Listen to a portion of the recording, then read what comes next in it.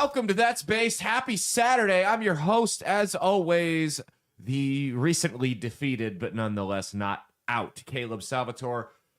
We're laughing our way through the end of days, and we are brought to you by Outlaw Streamers, along with our friends over at Blood of Tyrants Wines. Drink bloodoftyrants.com, promo code BASED, BASED. Like the title of the show, will save you 10% off your order at the checkout. Drink bloodoftyrants.com, promo code BASED, BASED. Like the title of the show, will save you 10% off your order at the checkout. 2 types of wine, both red and white, along with the Liquid Freedom energy drink. Go give them your money and use the promo code BASED, like the title of the show, BASED, to save yourself 10% off your order at the checkout. All right, well, it is Saturday. Saturday, what day is it? The April 5th. Saturday, April 5th, and of course, we're reporting from somewhere underground. Stockholm Mia, the red face of white supremacy, is here with us as always. How are you doing this morning? Good. I'm not good. It's been a rough week. So Tuesday, the devil wins the primary in Omaha. It's a rough start to the week. And then Wednesday, actually it was late Tuesday night, Wednesday morning, I wake up to the news that Val Kilmer has passed away, none other than the legendary Doc Holliday from Tombstone. Tragic day. Tragic week. You know, it's been a rough one. So because of that, I like Tombstone's my favorite movie. I grew up watching it. I have a tattoo of Doc Holliday on my right forearm. We've got some pretty rare memorabilia from the movie Tombstone up. Anyone who's been in the studio room knows what I'm talking about. We've got I'm drinking from my I'm Your Huckleberry cup today, my coffee cup in honor, and we're going to do a shot. Well, I'm going to do a shot because Mia's a pussy of the Doc Holliday whiskey here on the air to toast one to Val. So there we go, Val. Rest in peace. Thank you for all the memories. Ooh. That stuff will never not be strong. Yeah, and I had to drink it. That shit wedding just puts hair on your chest. You see they have a new 10-year bottle? They're not a sponsor, so I'm not going to promote it, but it's what I want for Christmas. I don't want anything else. It's pretty sick. So it's like $250, but it's that's all I want. I don't care. Whatever else I want, I'll buy myself, but I'm not going to spend that much money on whiskey. Are you kidding me? Here's the thing. Here's how I grew up. You don't spend $250 on one bottle of whiskey, right? Because $250, sure, you can spend it on one nice bottle of whiskey, or you can spend it on a lot of shitty bottles of whiskey and get really drunk for the next year. That was my mentality, and that's how I was raised, was to be a fiscally responsible drunk. You got to space it out. Where, like, my mom was the Dave Ramsey of alcoholics, right? We were on the every bottle app.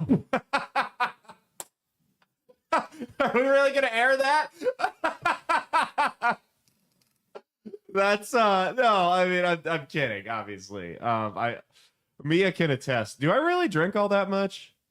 No, I mean, have like a glass of wine with dinner. I might have I'll have a beer on Thursday. Yeah. I'll have beer. If I play poker, I'll drink. No, I really don't drink near as much as I used to. I've cut back, and guess what? I've lost a lot of weight because alcohol makes you 3 things: poorer, fatter, and dumber.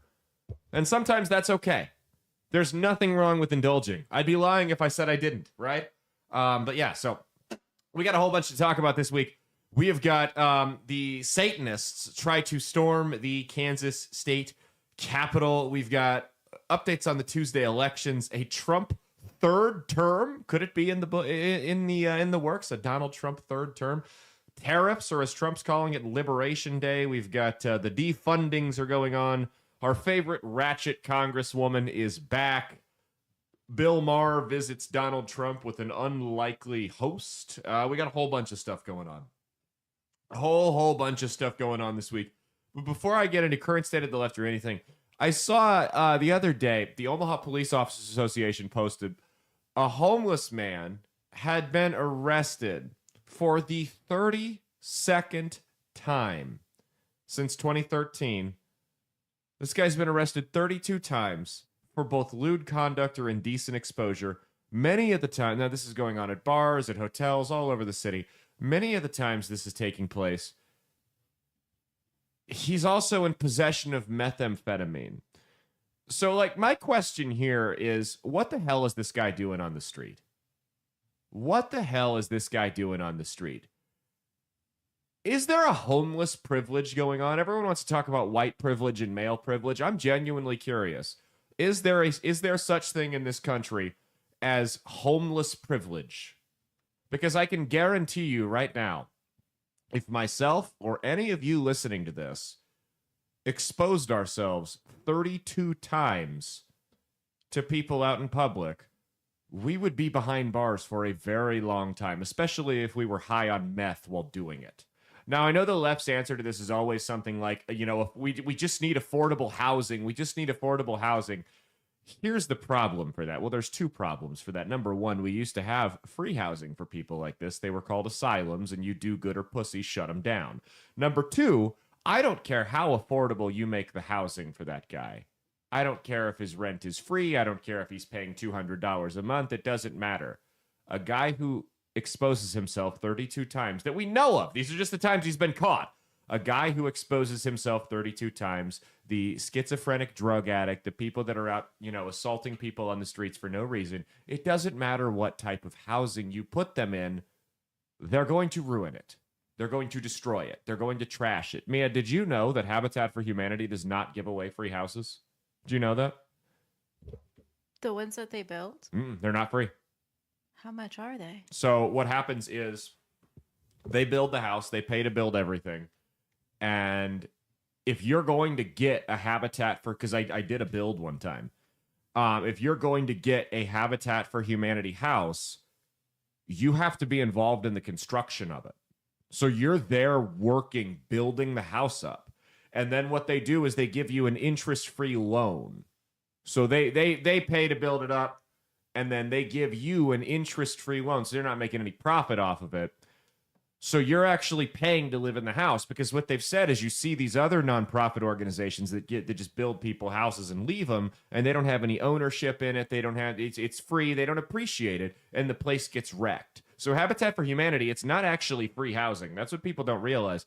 They build the house, and you get it for cheaper than if you got a mortgage from the bank, but you still have to pay for it, and you're involved in building it. So this idea of affordable housing only works when people have some type of ownership stake in it. And the government, you bet your ass, is not going to follow that model. So when I hear these do-gooder liberals yell about affordable housing, affordable housing, affordable housing, well, that's great, but how many of these people are actually going to be able to sustain a lifestyle where having a house, or even an apartment for that matter, is something that's reasonable for them? It's just not feasible. It's not feasible. Well, let's get into the current state of the left real quick. I think we should go check in on our friends over there. Excuse me, it's ma'am. All right, we have got this week for current state of the left. It's time to play everybody's favorite game, which is which liberal most belongs in a mental asylum. All right, for the first contestant, we don't have a video, but it is Nebraska State Senator Megan Hunt decided to take to the unicameral floor and tell her supporters that the Republican senators who are standing in the way of the Marxist agenda, I'm paraphrasing, she didn't say that, but her supporters need to go to the businesses and houses of these Republican state senators and protest peacefully, she said, outside of their homes if they vote no to some of the insane liberal agenda that her and her retarded friends have all pushed forward. Now, isn't that nice, Mia? Isn't that nice? Here's the thing, guys. I don't think, and I could be wrong here, but in my opinion, I don't think there is a way to peacefully protest at somebody's home. If you're trespassing at my house, if you're harassing me in my private residence, you're not peaceful. Get the hell away from my house. Also, here's my other thing, because people will do this. Where do they find these people to go out and you really have nothing better to do than stand outside of a state senator's house with a sign? Do you remember when we watched that Gabby Petito documentary? and there were people outside of her boyfriend's parents' houses protesting. Do you people literally have nothing better to do? There were kids there too. They brought their kids. They made it a family fucking night out. I mean, they have nothing. And people do it. It's a rhetorical question. The answer is objectively yes. People have no. People have nothing better to do. So they sit outside of these places and they protest like idiots. It's insane to me. What's the first video we have for Current State of the Left? Oh, we have this. This is a teacher in Texas. These are the people, and this is in Texas. This is in California. It's not in Massachusetts. It's not Vermont, Colorado, any of these crazy liberal states. It's not in Chicago. This is in Texas. This is a high school English teacher there who has since been let go after posting this video. But again, these are the people that have infiltrated the public school system. Look at this. Hi, I'm Rosie, Texas English teacher O'Donnell? and transgender goddess, here with Goddess. just a couple of thoughts about some gender euphoria that I've been feeling today. So for those of you that don't know, gender euphoria is the feeling you get when you finally feel comfortable in your gender, when something good happens and it just brings you a lot of joy and calm, and it's been happening to me a lot today. This morning, when I stopped at the gas station for my morning energy drink, I got ma'amed. Which is so funny because I know that there are a lot of women who really don't like being called ma'am, but I like it a lot. It's so new to me and it's so wonderful. And it was such a small thing to make me this happy. And then at school today, I'm surrounded by kids. I teach sophomores and I have these 15, 16-year-olds who are completely on board. Who, when I told them I had changed my pronouns, jumped right into it. They call me ma'am, they call me miss. They use my correct pronouns and know my correct name, and it is incredibly affirming. So I guess my message here is if you have any trans people in your life, it is so easy to show them love. So easy. All you have to do is respect them. Something as simple as calling a trans woman ma'am could be the thing that completely changes her entire day. It does for me. I've been out for 7 months and it never, ever, ever gets old. So I just want you to know, if you have trans people in your life, love them because it means everything to them. We have different definitions of love. We really do. I love how he says there, I finally felt comfortable and happy in my gender. I'm like, yeah, I had a friend who used to smoke meth. And a lot of the time when at least early on, when he was high on meth, he really felt some euphoria. That doesn't mean that smoking meth was a good thing for him to be doing. Here we have a different definition of love, though. Love is not playing along with delusions. Love is not just saying yes to people to keep the peace. Okay, if your kid comes to you and wants to do something totally egregious that's dangerous and you don't want him to do it, and you tell them no, I mean, this is textbook teenager shit, they'll turn to there's a chance they're going to turn to you and go, why do you hate me? Or say they hate you. They don't really hate you and you don't really hate them. That's actually telling them no, laying down the law with them and saying, that's insane, we're not going to do this, is actually a form of love. Going along with everything and enabling bad behavior is not a way to show love. Mia, did you ever tell your parents you hated them? No. No? No. Or is that just a TV thing? Did you ever tell your parents you hated them? No comment. I didn't know. I thought teenage girls said that all the time. No. No? I told my dad I hated him all the time. Not your dad. Oh, my mom. I'm not stupid. Come on. Okay, well that's the first. I mean, but again, that teacher no longer works there. He was forced to resign. Hey, dipshit, you're there to teach English. You're not there to make your students affirm your gender and play along with your delusions. You are there to teach English class. Whatever they learn in high school English, I don't remember. Is it colons and semicolons? Is it poetry?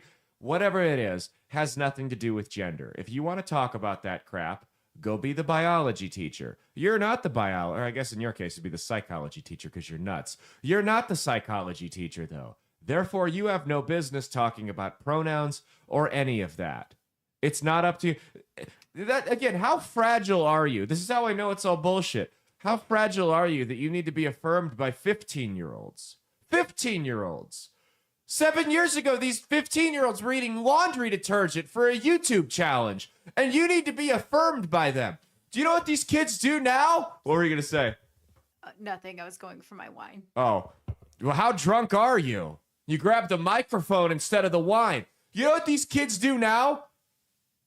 And I'm very happy that they do it because we used to do similar shit. They walk into stores like Walmart, groups of them, and they get the Google glasses so you don't even know when they're recording anymore. And one of them will stand in the aisle and just let out this blood-curdling scream. And when the employees come and they yell at him, he'll gaslight the employees and say, no, it wasn't me. And the employees will be arguing, oh, it was you, blah, blah, blah. And then he'll have a buddy who's in on the joke 6 aisles down who will let out the same blood-curdling scream. And then he'll be like, you see? And he'll chew the employees out.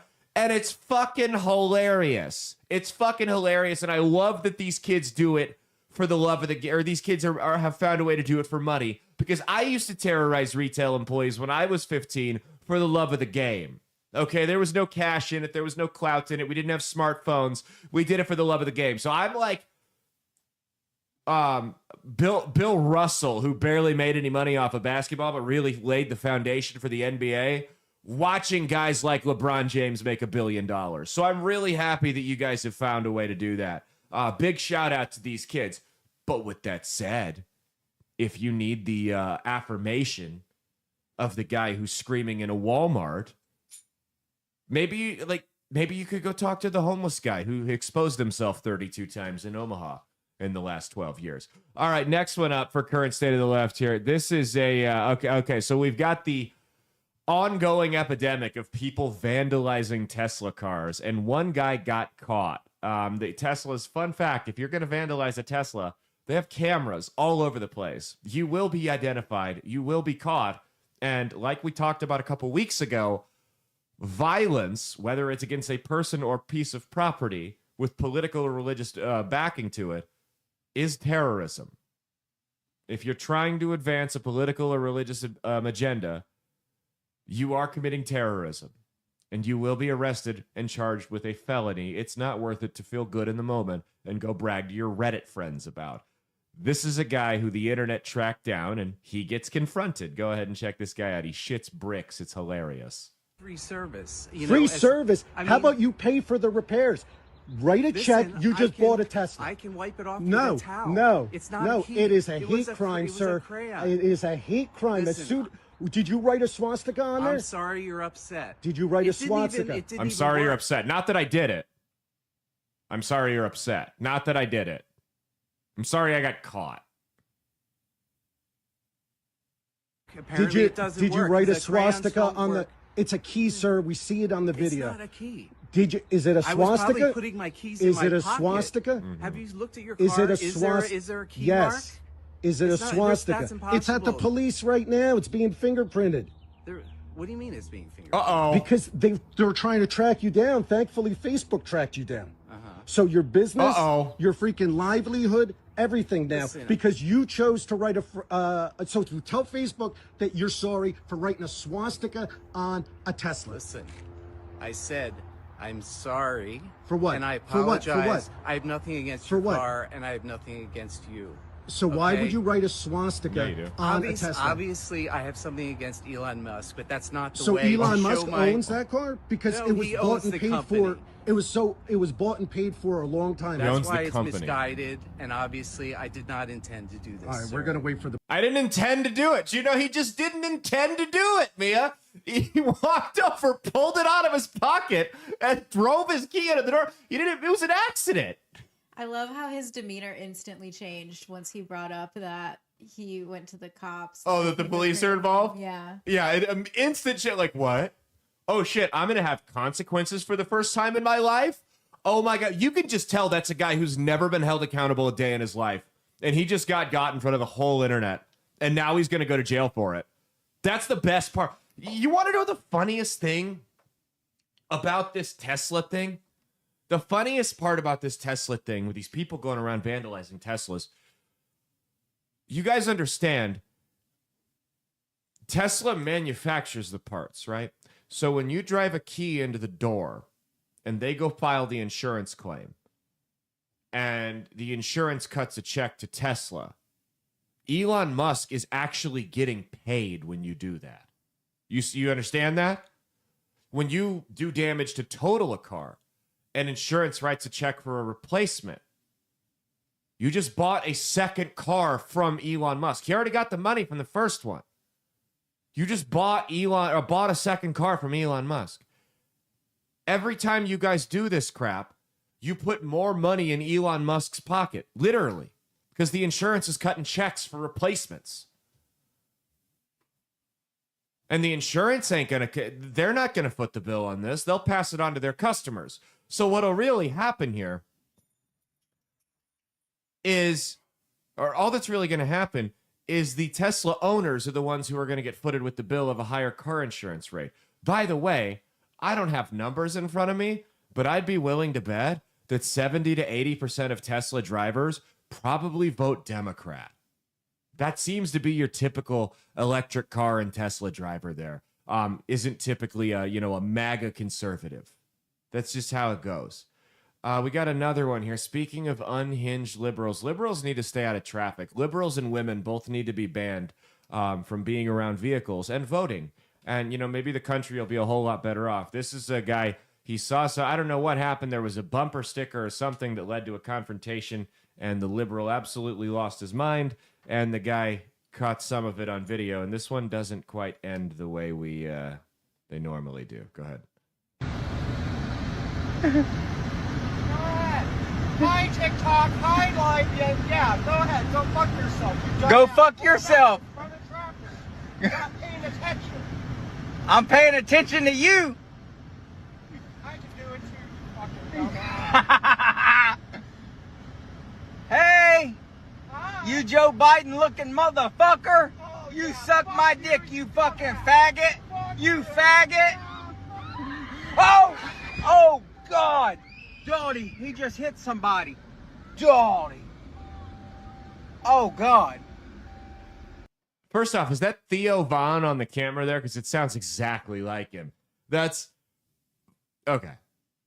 Now, obviously, the person behind the wheel that hit that woman is at fault. That goes without saying.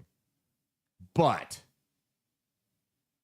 the guy who was filming and antagonizing him further is probably going to get named in the lawsuit. That would be my guess here. Because they were both being jackasses. The liberal was just, of course, more unhinged. Here's the question, though. Here's the question, because this is quite the paradox for me.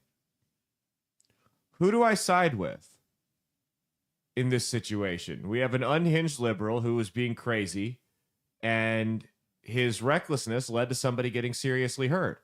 However, the person who was seriously hurt was a cyclist.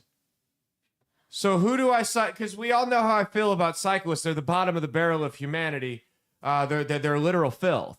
So who do I side with here? Is this just one of those things where it's like I saw two porch pirates fighting each other, and I just on that YouTube video, and I was like, this is kind of how I feel about the Israel-Palestine thing too. What were you gonna say? I'm pretty sure that was a family riding bikes. Future cyclists, just like killing, just like how one of them had a scooter. You know how when the IDF kills Palestinian kids and they're like, oh, these are future terrorists we're killing. Kind of the same thing here. You hit the little girl on the trike who's going down the street. She's a future cyclist. Not the worst thing in the world. Okay. We got one more here. This is not a video. And the dog is about to do about $700 worth of damage there if he's not careful. We're going to have to put him away after the segment. But we've got... this is over in England, where, as we all know, England is just the bastion of rational thought. Just the bastion of rational thought and reasonability over there. So there is a toddler in a nursery over in England was 2 years old that was kicked out of the nursery for transphobia, banned from the daycare for transphobia. It says the child was suspended for, this is Daily Mail, for abuse against sexual orientation and gender identity. So statistics indicate 94 pupils at similar institutions were suspended or permanently excluded for transphobia or homophobia in the same year. This included 10 pupils from year 1 and 3, and 3 from year 2. It says the director of advocacy at Sex Matters said every once in a while the extremes of gender ideology throw. Yeah, so you've got a 2-year-old. They're not going to go into much detail here because the kid's identity was protected. But you got a 2-year-old that got kicked out of daycare for being transphobic. Here's my question, Mia. What could the 2-year-old possibly have done? Possibly have done. I mean, listen. I'm going to put this bluntly, which we've never done on this show before. We've never been blunt on the show ever, have we? If your identity is so fragile that being called the wrong pronouns by a 2-year-old is enough to shatter your world to the point where you're going to throw a huge scene and get this 2-year-old kicked out of the daycare because you can't, you're the adult. We're not even talking a 10-year-old kid. We're talking a 2-year-old that brings you such anxiety you can't stand to be in the same room as it. If that 2-year-old can shatter your identity, can shatter your world by calling you the wrong name, then you have earned your spot in that 41%. End of story. Period. I can't imagine why mainstream folks don't want to come on this show. We're going to send some emails out. Okay.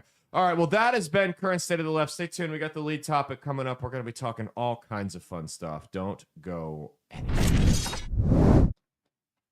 All right, and before we get into our lead topic, big shout out to our friends over at Firecracker Farm, firecracker.farm with the promo code promo code BASED, BASED will save you 10% off of America's premier seasoning, which is hot salt. Firecracker.farm, not .com, .org, or .net, promo code BASED, BASED. Like the title of the show to save yourself 10% off your order at the checkout. Firecracker Farm's hot salt is a combination of Mediterranean sea salt, scorpion pepper, Carolina Reaper, and ghost pepper. Hot salt goes great on everything from margaritas to popcorn to meat. You name it, hot salt crushes on it. Made with love from a family farm.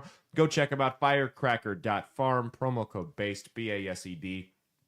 Like the title of the show to save yourself 10% off your order at the checkout. All right, well, this week for our lead topic, we have got the, so this happened last weekend, actually, but it was after we had pre-taped the show, and I didn't have time to talk about it, but it's been by Trumpian standards, a slow news week, so I decided to roll with this as our lead topic. We're going to talk all kinds of other stuff, but there is a group in Kansas called the Satanic Grotto.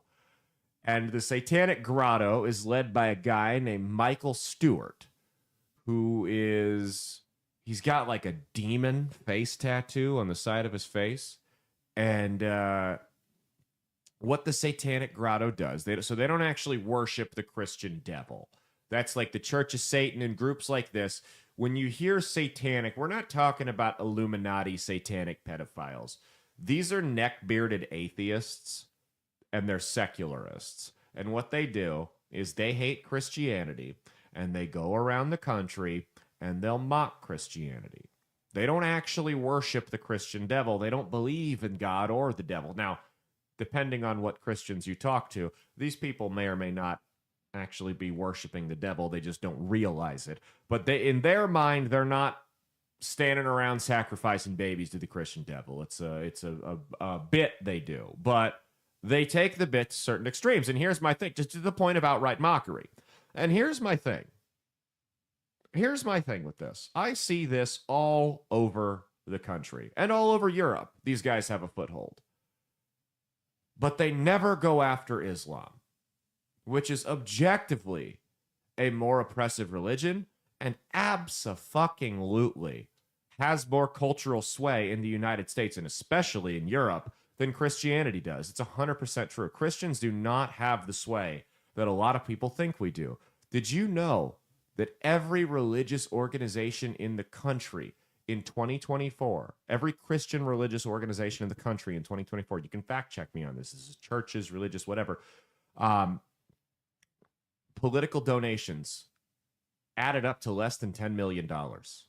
Planned Parenthood on its own donated over $40 million in the 2024 election. So this idea that Christian churches and Christian NGOs are somehow pulling the strings and influencing all this oppressive policy in the United States simply isn't true. A secularist group like Planned Parenthood on its own donated 4 times more money than every church and Christian NGO in the country did during the 2024 election. The reality is these people that are out here protesting, these secularists, have dominated the culture war since about 2010. They have. When every branch of government, whether it be federal, local, you name it, every corporation, every celebrity and cultural influencer is kissing at your feet, you're not the victim. You're no longer the resistance. You have become the establishment. And that's what you're seeing here. And secularism, the difference here is Christianity, even if we wanted to establish some type of Christian theocracy here, we have this thing called the First Amendment that kneecaps us every step of the way. I would challenge any of you guys to find a piece of Christian legislation that has been passed and upheld by a higher court. It doesn't exist. We get kneecapped every step of the way, whereas secularism isn't considered a religion, even though it is one, and doesn't have those same restrictions. So these people, whether they admit it or not, have actually been the ones in the driver's seat, these secularists. Now, these people that were at this specific rally in Kansas, they're losers. They're not doing anything. They live in their parents' basements. They work shitty jobs, if they even have one at all, because their anxiety may not allow them to go out and deal with the public, right? But these people are losers. These are the people that get anxiety ordering food at restaurants. These are not the ones that have the power, but secularism as a whole objectively has more power in the United States than Christianity. Now, I don't have a problem with the idea of a government that doesn't... There's 2 types of secularism, I guess. I don't have a problem with the idea of a government that doesn't bend the knee to a religion, or excuse me, that what's the word I'm looking for here? Doesn't follow along with religious principles. In fact, I don't want, as a diehard Christian, I don't want to live in a country where we're basically under a Christian theocracy. However, there is a difference between having a non-religious government and having a government that kowtows to this version of secularism, which has become its own religion. Saying, hey, we're not going to base our laws off any religion is one thing, but the problem is the religion of secularism, progressivism, wokeism, political correctness, whatever you want to call it, has become so prevalent in all of our institutions that we have begun basing our laws off of a religion. It's just the worst of them all. Now, Islam, like I said, has more sway in the United States than Christianity does, and especially in Europe, but they never go after the Muslims. Mia, why do you think it is that they never go after the Muslims? What could it be? I don't know. Could it be that they might get shot for doing it? Yeah. It could be, and they never go after the Jews either, because they know the Jews have got the financial interests. It's not racist, it's true. The Jews will wreck your finances, right? There are people that go after Jews in this country. Those idiots that do their River to the Sea protests over at the college campuses, and they get doxxed and they get their lives ruined. You know why? Because the Jews don't put up with that shit. The Muslims don't put up with that shit. So they pick the one religion that's like, hey, we're going to let God deal with you. Do what you want. You know why? Because they're a bunch of pussies. That's why. We're the only religion that puts up with that crap, so they target us. Even though we have objectively less sway than Muslims do. Garrett, yes, we do. Absolutely, we do. Absolutely, we do. If you don't believe me, pick any Fortune 500 company, go onto LinkedIn, call them up, find a random employee, say, hey, this guy was talking shit on Christians on Facebook. Pick another employee at the same company, call him up and say, hey, this guy was bashing Muslims on Facebook. Watch who gets fired first. Why? Because the Muslims have more sway. Because they're more protected than we are. They're prioritized. We are pushed to the bottom in the hierarchy. It's an overcorrection. At one point, yes, straight white Christian males did have a disproportionate amount of power in this country. That day is not today. But because we've overcorrected so much, we've decided that we need to punish people and treat us unfairly the way that people were treated 100 and some years ago. And at the same time, protesting Christianity, because Christians had a bunch of power in the 1950s, would be the equivalent of me protesting the British because they had power here in the 1700s. Or me going up to, you know what I think I'm going to do, Mia? I'm going to go up to you guys' reservation this weekend and protest the natives because of the power they had in this region 300 years ago. What do you think? I'll go with you. You'll go with me. We're going to protest the Indians for the power that... I mean, how far back are we going to go? I'm just asking. So these guys show up and they hold their black mass. And what a black mass is where they will get they'll basically make a mockery of a Catholic mass. And they'll read prayers backwards, or they'll replace it with profanity and slurs and just outright blasphemy. Again, something if they did this to Muslims, they would get shot in the fucking head before they even started speaking. Not saying that's a good thing, by the way. I'm just telling you how it works. I'm just telling you that one religion responds with turning the other cheek and the other responds with AK-47s. Guess which one gets mocked less by these people? Just saying. So what these guys did in this particular instance, sometimes their grand finale will involve burning a cross or whatever the case may be. But what these guys did was they snuck into a Catholic church, went through the Mass, received the Eucharist in hand, and then walked out of the church with it. And they took it to this black Mass, and they intended to desecrate it. Stomp on it, spit on it, piss on it, whatever the case may be. Now, they have since claimed, because they got sued, because here's what doesn't make sense, because they're claiming that they're desecrating a Eucharist. Well, because that's the whole purpose of the Black Mass. And the Archdiocese of Kansas said, okay, the Archbishop said, we're going to sue you because you stole sacred wine and wafers for your Black Mass. And they said, oh, no, we got it off Amazon. Well, the whole point of the Black Mass is to desecrate the body of Christ. If you got it off of Amazon, it hasn't been blessed by a priest yet, so therefore it's just a wafer. You might as well just use a vanilla Oreo cookie. So I don't believe them. Sorry, I don't believe the guy with demon face tattoos that blasphemizes God at the Capitol building. I know that may be hard to believe. Maybe I'm just not very trusting in people. Maybe I should work on that, but I don't believe him. I don't believe him. By the way, I want to make this clear before I go any further. They have a right to say this. It shouldn't be illegal. Okay? It should not be illegal under the First Amendment to the Constitution.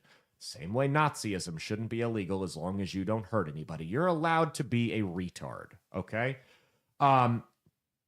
So this guy, and by the way, so the reason that the Eucharist is such a big deal, do you want to explain it? You're the Catholic. Do you want to explain why the Eucharist is such a big deal to Catholics? Because it's the body and blood of Christ. It's literally considered, it's not symbolic. No, it's not. It's literally the body and blood of Christ. Right. And that gets weird to some like other Christians when they hear that. Me as the cradle Catholic. It's even weird to some Catholics too. Honestly, it took me getting used to. It took me a little bit to fully fathom that. Yeah. So, I mean, it can be weird to a lot of people. Right, but it's from the Last Supper, and that's what they did. And you're becoming one with Christ when you do it, and that's the theory behind it. So when these guys did this, there's a reason they didn't just take a cross or a Bible and set it on fire. There's a reason they intend to destroy the Eucharist, because in Catholics' mind, they're actually destroying the body of, that's actually Jesus. And there's precedent to the Eucharist being the body of Christ. There have been numerous occasions, as recently as the last 20 years, where the Eucharist has turned to literal human flesh with absolutely no explanation and no way anybody could have snuck it in and replaced it. And the wine has turned to blood. And here's where it gets even spookier. And a bunch of you are going to get chills when I tell you this. Every single time that this has happened, every single time, they've saved the blood and the skin, and they've run the DNA against the DNA and blood samples on the Shroud of Turin, which many believe to be the cloth that Jesus was buried in. And every single time, it's been an exact match. So there is literal precedent for this being the body of Christ. So they know what they're doing when they bring this shit out and they do this. They 100% are doing this on purpose. It's to defile the body of Jesus. Now we have to remember, some retard that works at a gas station and lives in a studio apartment can't actually hurt Jesus. But that doesn't mean we have to put up with the disrespect. That's my thing here.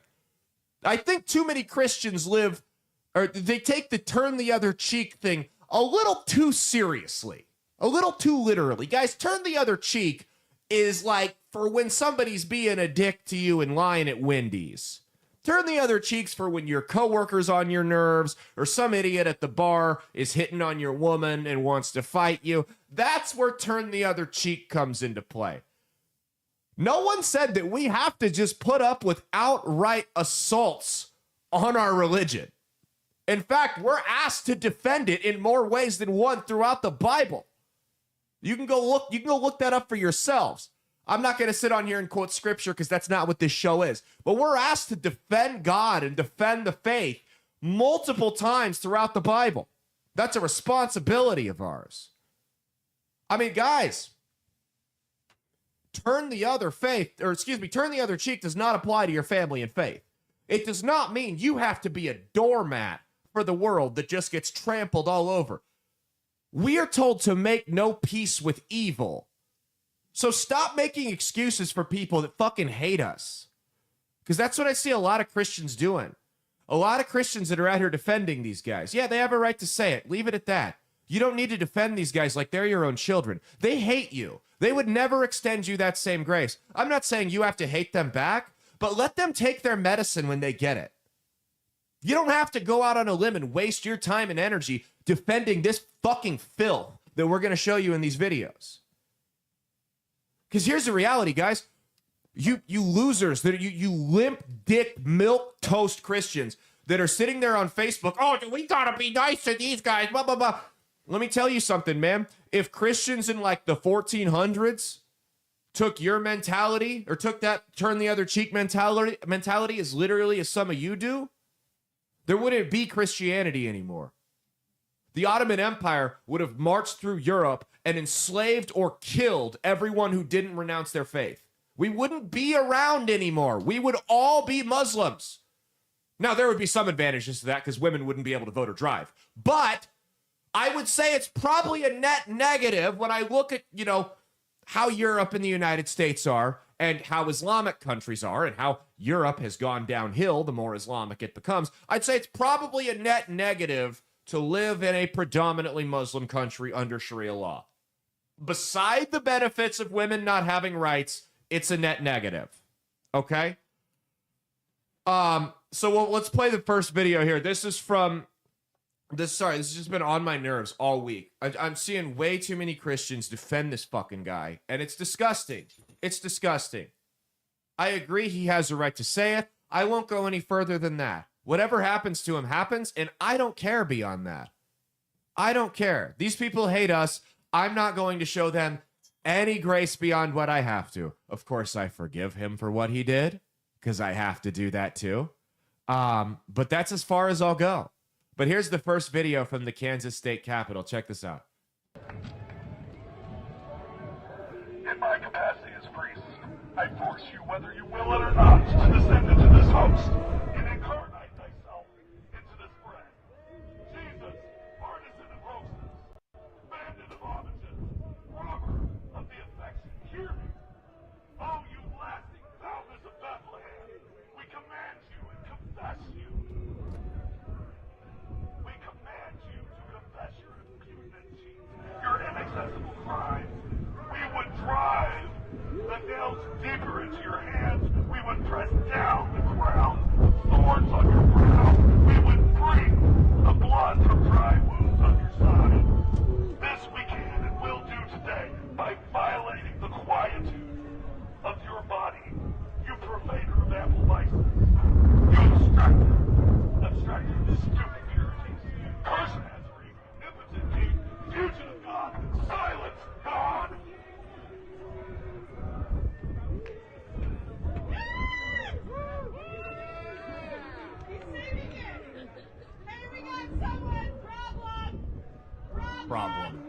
Problem. Assault.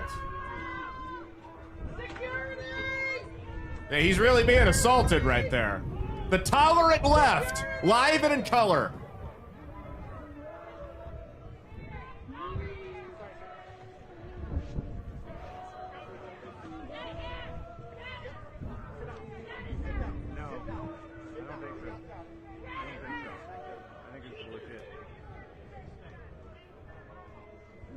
And he puts his hands up like I didn't do anything.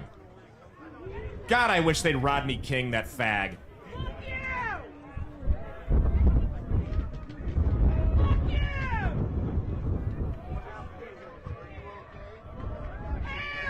Okay, that's enough.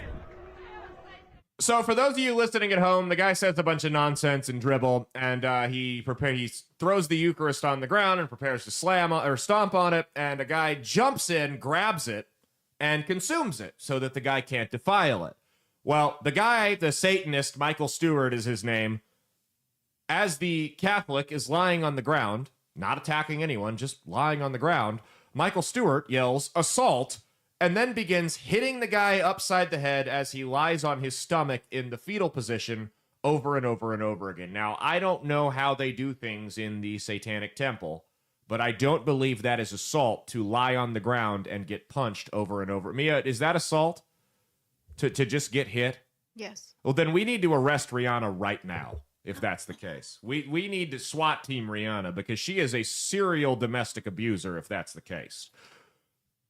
So last time I checked, that's not assault. But he proceeds to yell assault because he knows there's no police there. And guess what? I don't think he realized his buddies trying to be edgelords that were recording it for their Facebook page with 7 followers or whatever, kind of hung him there. Because he got arrested for something else. The cops weren't there when that happened. They didn't see him wailing on the guy that was laying on the ground. By the way, it is not assault to pick something up off the ground and then lie there. That's not self-defense what he did, so don't even start that shit.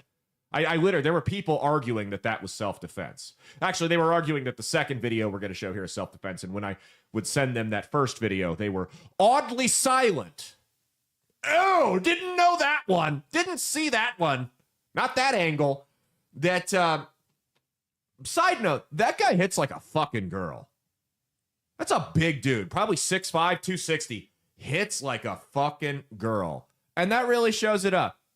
Hitting a guy that's not hitting you back and then playing the victim. It sums those people up perfectly. Because they're a bunch of fucking pussies. They're a bunch of fucking pussies. And I don't care how many gay little face tattoos Michael Stewart has on his gay little face. I'll say it to his gay little face. And you know what? He won't lay a finger on me. He won't lay a finger on me. I don't give a fuck. I'll box the dude. I will. I'm dead serious. I will box the guy. I'll meet him in the ring. And I'll give you $100 every time you land a punch on me. Because I'm that confident I'll beat the fuck out of you, bro. Like, and you'll see him from an angle and what magnificent shape this fat slob is in a little bit here. But to sit there and yell assault as you're hitting somebody who is of absolutely no threat to you. The audacity. You have to realize these are sad people. These are incredibly sad people. This guy has dedicated his life, this Michael Stewart, has dedicated his life to hating something. I mean, think about that for a second. That's someone we really should take pity on. As disgusting as they are, that's someone we really should take pity on. The same way a Ku Klux Klan member has dedicated his life to hating minorities, that guy has dedicated his life to hating Christians. It's a very, very sad existence. That's someone who lacks meaning. Because guess what, man? There's a lot of religions I disagree with. I think a lot of the practices of Islam are absolutely repulsive and disgusting. What you won't see me out doing is protesting in front of mosques and desecrating their symbols. Not because I'm worried I'm going to get shot, but because I don't care that much. They're allowed to be wrong. They're allowed to be wrong. And if I decided that, because we have mocked Islam on the show, but I'm not going to make that my whole personality. I'm not afraid of what's going to happen to me. If I catch a bullet, I catch a bullet. But I'm not going to go out and just like take time out of my day to do that. That's ridiculous. This is all these fucking people do. Where do you think that guy works? What does that guy do for a job, Mia? Which Applebee's is he a line cook at? I was gonna say GameStop. GameStop. Oh, man. That's the son of a bitch that's giving me $4 for my copy of Grand Theft Auto 5 and flipping it for $37 on the shelf, right? Fuck that guy. That's, Here's the thing, though. This isn't the first time these guys have done this, but it is the first time that I know of that somebody has stopped them from completing it. So now the floodgates are open. Now, instead of one guy showing up and taking the Eucharist from you, 100 people are going to show up. And guess what? You can sit up there with your scary chants and your guttural voice like you're a heavy metal singer or a video game announcer or whatever, a wrestler or whatever. But we're a whole lot better at violence than you are. A whole lot better. You guys didn't see in that angle of the video there, but I mean, they had, what? Oh, they had 30 Satanists were there. 30 total Satanists and over 100 counter-protesters showed up. You had 30 Satanists there. There were people in furry costumes. I mean, they're all, if they didn't look like a total just neck-bearded freak, they were morbidly obese. I mean, these people are losers. These are not people who should be feared. These are not people who should be respected. These are people that if they have a job, it's a dead-end job. They live in just absolute filth and poverty, and it's self-inflicted poverty. It's not a poverty that we should pity. Right? Like the single mom that's down on her luck. It's self-inflicted poverty from being an antisocial piece of shit who doesn't want to go anywhere in life and has to be contrary to everybody. These are not people who are to be feared, but they are people who should be met and challenged. And that's exactly what happened. So you're going to see more of this. You're going to see more people willing to show up and take that Eucharist out of your hands before you even throw it on the ground. And guess what, pussy? You're not going to do a fucking thing about it. Because your guttural screams and your face tattoos aren't all that intimidating when we see in the next video what a pussy you hit like. How much of a girl you punch like. The message was sent in November, and it was reiterated last weekend. We are done dealing with this crap. Whether it was Kamala Harris saying, that telling Christians that they were at the wrong rally, whether it's Sam Smith dressing up as the devil and putting on a satanic performance at the Grammys, we're done with this shit. We're done. We're done taking it. The resistance to your woke garbage will only become more and more hostile the more you continue to escalate it. You're going to see more of this. And while we're not going to initiate the violence, I guarantee you the next time you put hands on somebody like that, there's going to be a response. I hope that the next person, because I mean, at that point, it's self-defense. If you're lying on the ground because you picked something up off the ground and a guy is hitting you upside the head over and over and over again, you have a right to defend yourself. Like, I wouldn't be surprised the next time he tries that crap, somebody rolls over and blows his brains out. And they won't do a minute in jail for it. I'm not encouraging that. Don't bring guns to these things. Don't show up and be violent. I'm just telling you what's going to happen next. I can look at patterns and tell you where things are going to go. Right? So let's look at this next video here. So the guy, Michael, then decided to go inside of the Capitol building. Inside the Capitol building. He was told he couldn't do his mass at the Capitol building. And inside the Capitol building, only outside. So he went inside as a private citizen, said, I'm not going to preach in here. I'm just going to enter as a private citizen, and then began preaching almost immediately. Side note, they claim this is like a freedom of religion thing, that they can conduct their black mass at the Capitol building. When's the last time you've ever seen a Catholic or any Christian mass at a state Capitol building? The answer is never, because it doesn't happen. This is not a freedom of religion thing. This is once again the secularist woke idiots being pandered to and granted more rights than we have, because we don't do this. So he went into the Capitol building and begun his preaching, I guess you can call it. Check this out.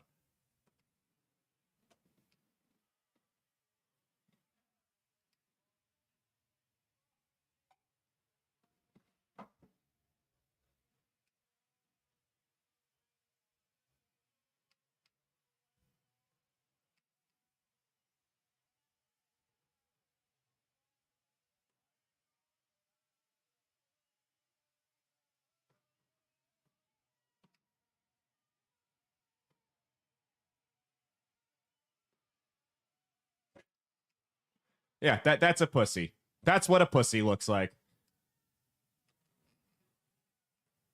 Look at him, George Floyding him. Knee to the neck. I love it. Too bad he wasn't on fentanyl.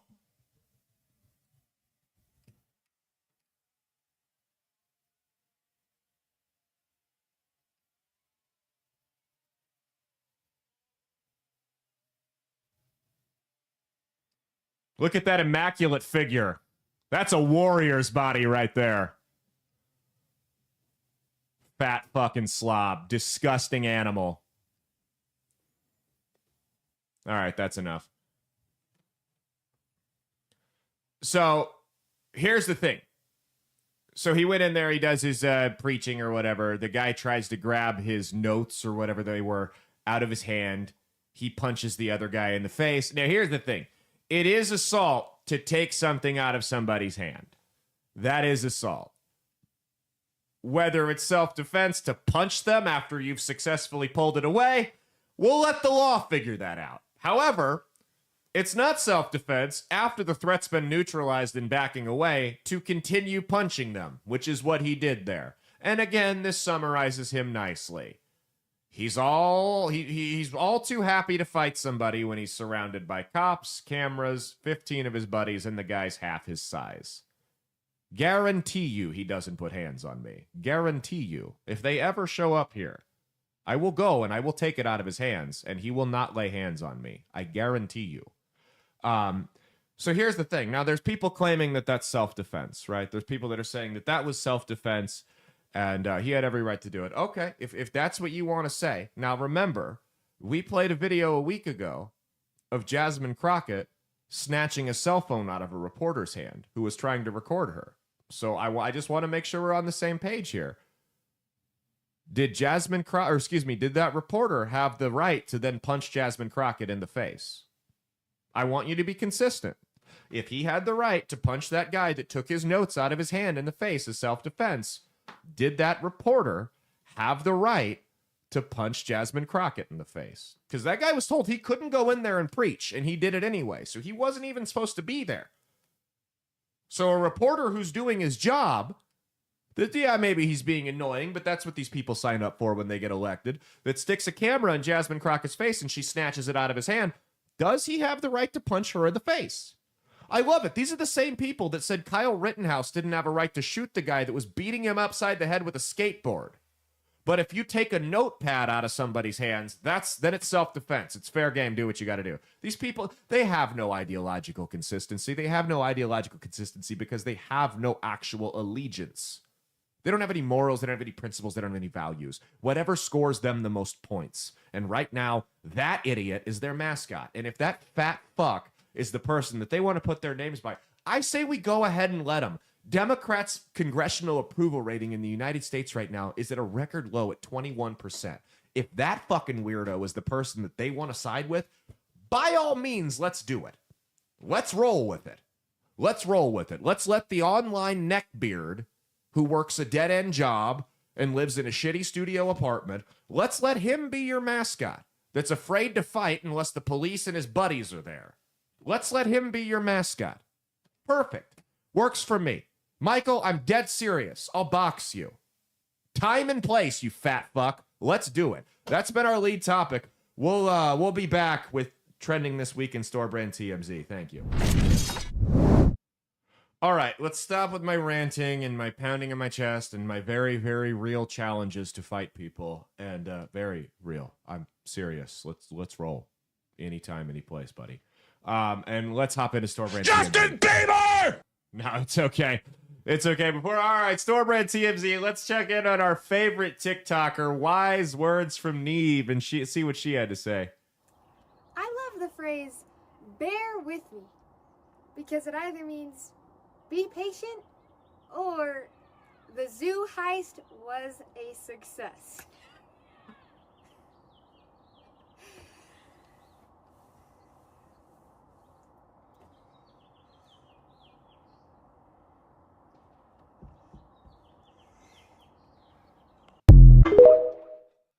My favorite part of the reactions after it, like how she just kind of like sits there for like 10 seconds, just the awkwardness of it. All right, well, let's see our top comment for the week for Wise Words from Neve. Go ahead.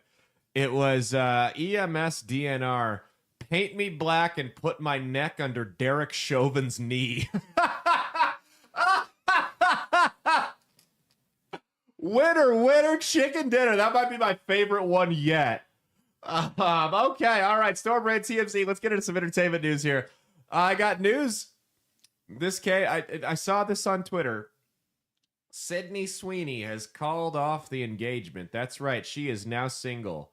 Fellas, every last one of you that's listening to this news in no way, shape, or form affects any of you because none of you stand a snowball's chance in hell, so there's no sense in even trying to get excited about it.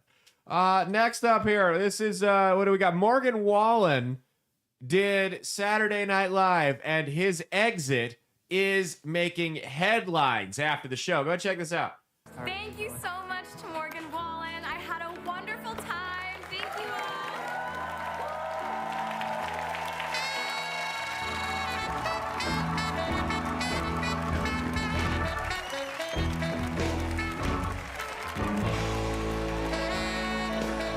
All right, that's enough.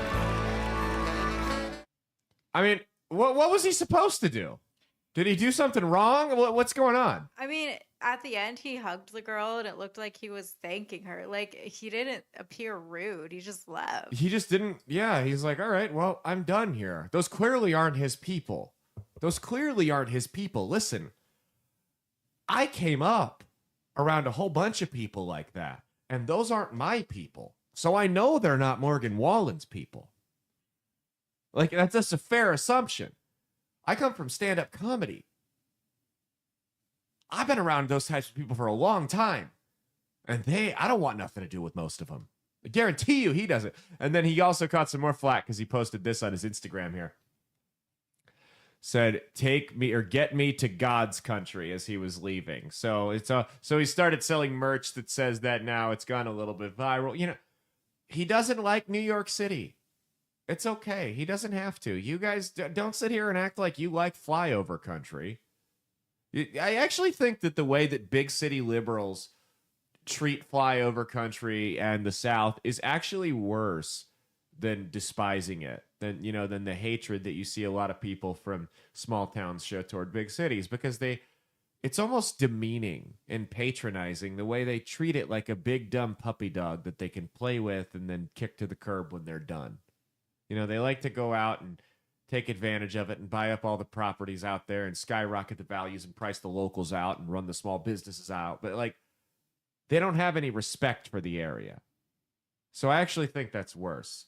This next one here, this is Early Bird in Omaha. So, did you see this? The AI? Yeah. So, companies can respond to your nasty Google reviews. And Early Bird got caught. Now, I don't know definitively. Well, go ahead and pull the picture up here. To me, this looks like they were using AI to reply to a negative response. Or it says, absolutely. Here's a more empathetic response. And then they type it out. So it looks like they forgot to delete that. And what you're starting to see more is kids are doing that on college papers. They're accidentally leaving something that ChatGPT or Grok typed out on the college term paper, and it's coming back to bite them in the ass, and they're failing the class because of it.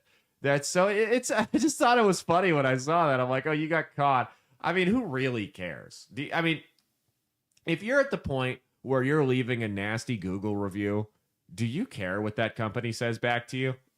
Do you? I mean, I've never left a Google review.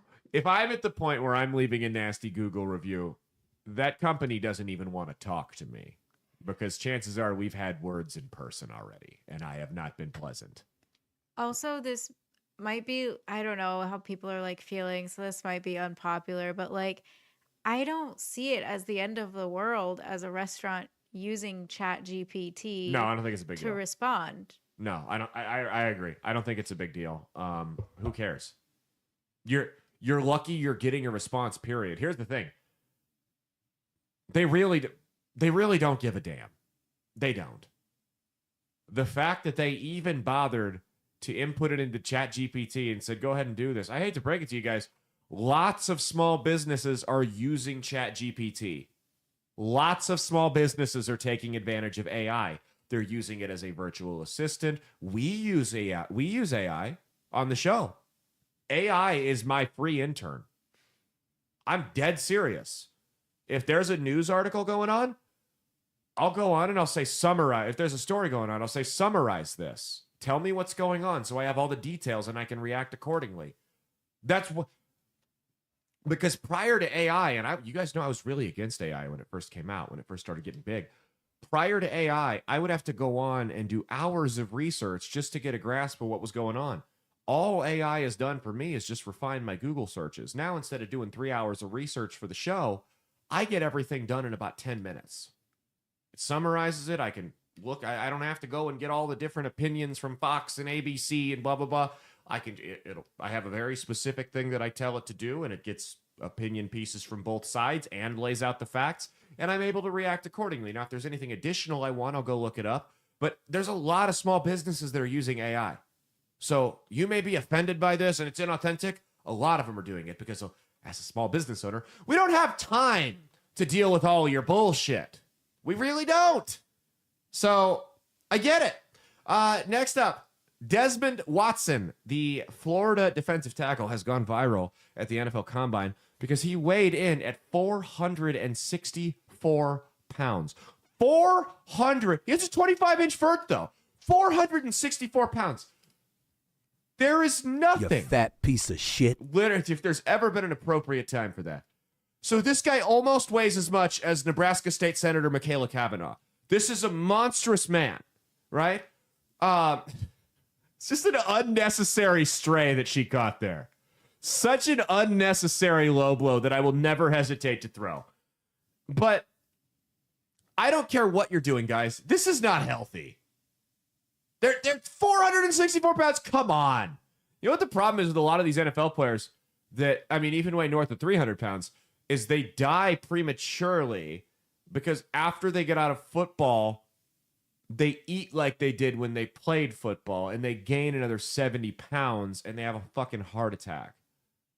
Because it's really hard to stop eating like that. You know, you're not practicing out in the hot or in the sun and burning 2,000 calories a day where you can just eat whatever the hell you want. Because, I mean, that's the reality is if you're a lineman on an NFL team, especially during training camp, you know, it's summer, it's 90 degrees outside, you're doing 2 a day, so you're burning thousands of calories every day trying to maintain a 300-pound body so you can continue to clog up holes on the defensive line. You're probably eating 6,000 calories a day. Probably 5,000 to 6,000 a day to maintain what you're weighing. I played on the line in high school, and I was always undersized because I just could not eat. I could not eat what I needed to get to the size they wanted me to be at. And so I was always faster than people, so it wasn't a huge deal, but I could not do the 4,000 calories. It just didn't work for me. Even now, that sounds like she took me to this. She didn't take me. Mia didn't take me. We went to this. She drugged me to this Mexican seafood restaurant, and we had this like shrimp empanadas as an appetizer. And I wasn't sick, but I was just full. And the thing was like 500 calories, but it just filled me up. And I had one piece of sushi. I'm talking, we spent $134 on food. And this is a slightly more expensive restaurant, I guess. But we spent $164 or $134 on food. And like 3 bites. We took it home. We didn't waste it. We gave some of it to that guy that got arrested 32 times for indecent exposure downtown. You know, give it back to the community. Next up, what do we got here? We've got the everybody in the MLB is on pace to break the home run record because of the new torpedo bats, which have just made the game a whole lot more exciting, almost as exciting as landmines in the outfield might do. That's right, they are smashing home runs at record pace. I don't like this. I wish they would go back to being real men and pumping themselves full of steroids, you know, risking all of the adverse health effects that were certain to follow if they did that. But, you know, whatever. Who am I? Why does it matter to me? This is the next one here. This is, let's see. Oh, should we check in? What's the next video there? Did we skip one? No, we got, oh yeah, I Show Speed. He's a Twitch streamer who went to China, and the Chinese government brought him over there to prop him up to Americans and basically use it as a, I don't think he may not have known this, but they used him as a propaganda thing to show the Americans that the CCP wasn't all that bad. And, well, it didn't quite go according to plan because this happened. Racist! You said what? I'm racist! You're racist? Yes! I hate nigger. I'm a nigger killer. I'm so sorry about that. But what? I love your girlfriend because your girlfriend is white people. I love her. What?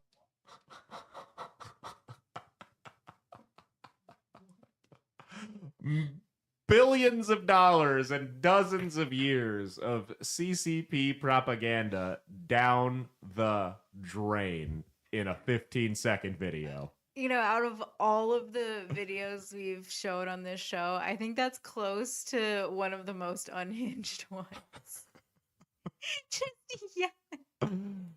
You know, that I love your girlfriend. I hate you, but I love your girlfriend. I mean, that's something you guys tell me in the comments every time about me. I hate you, but I love your wife, which is fine. You know, go ahead and just abuse me. I guess I don't care. The NFL is sending a game to the United Arab Emirates. There's no way that could go wrong. There's no way having a bunch of millionaires in a Muslim country that like to drink and party could possibly go wrong. Here's what's going to happen is there's going to be an international incident. Someone's going to get arrested because the UAE is very, very strict over there. It only takes one idiot. And when you got two teams of 53 guys that are all type A personalities with more money than they know what to do with, it's only a matter of time before Donald Trump is negotiating the release of some NFL player in the UAE. And how about this, guys? How about we just stop giving money to countries that hate us? I think that would be a good idea. Would that be reasonable?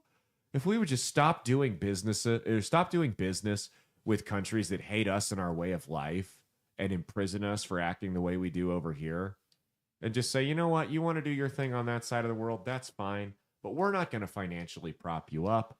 We're not going to do business with you.